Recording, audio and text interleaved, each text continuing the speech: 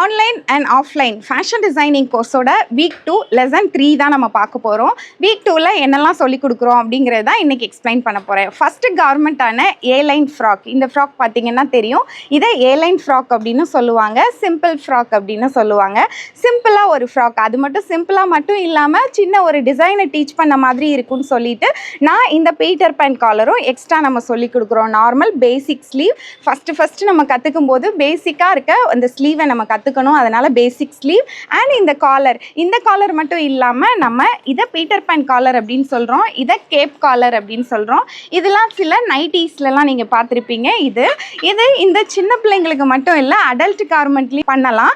இது குர்த்திஸ் மட்டும் இல்லாமல் ப்ளவுஸில் கூட நீங்கள் இதை வந்து ஆட் பண்ணிக்கலாம். இது நீங்கள் யூனிஃபார்மில், ஸ்கூல் யூனிஃபார்ம்லலாம் கூட நீங்கள் நிறையா பார்த்துருப்பீங்க. இந்த மாதிரி எலகண்டான பீட்டர் பேன் காலர் வந்து யூஸ் பண்ணியிருப்பாங்க. நம்ம ப்ளவுஸில் யூஸ் பண்ணும்போது இல்லை குர்த்தியில் யூஸ் பண்ணும்போது இப்போல்லாம் ட்ரெண்டிங்காக குர்த்திஸில் கூட யூஸ் பண்ணுறாங்க.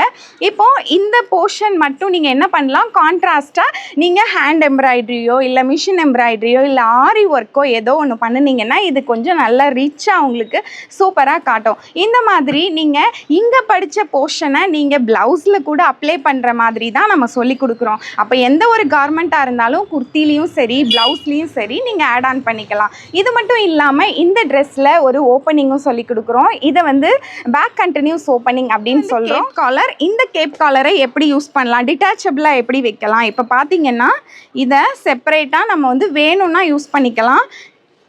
இந்த மாதிரி வச்சுக்கலாம், வச்சுட்டு பட்டன்ஸ் வச்சு யூஸ் பண்ணலாம். இது பாருங்கள், இந்த மாதிரியும் அந்தந்த ட்ரெஸ்ஸுக்கு ஏற்ற மாதிரி நீங்கள் கேப் காலரை டிட்டாச்சபிளாக வேணும்னா வச்சுக்கலாம், பண்ணிக்கலாம். இந்த மாதிரியும் நான் சொல்லி கொடுக்குறேன். நெக்ஸ்ட் வீடியோவில் வீக் 2வோட அடுத்த போர்ஷன் என்ன, இந்த ஏலைன் ட்ரெஸ்ஸோட வேரியேஷனை நான் சொல்ல போகிறேன். தேங்க்யூ.